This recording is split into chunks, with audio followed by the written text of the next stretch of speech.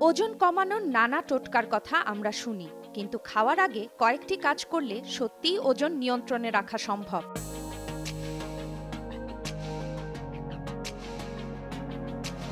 খাওয়ার আগে একটু পানি খেয়ে নিলে খাবার খাওয়ার পরিমাণ কমবে, তবে 1 গ্লাসের বেশি নয়, আর সেটাও খেতে হবে খাবার খাওয়ার অন্তত 20 মিনিট আগে।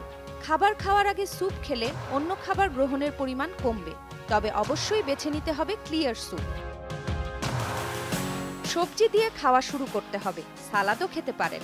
এরপর কিছুটা আমিষ জাতীয় খাবার নিন। এরপর যে সবজি আর আমিষ রয়ে যাবে তা দিয়ে খেয়ে নিন ভাত বা রুটি। এভাবে খেলে ভাত বা রুটির পরিমাণ কমানো যাবে।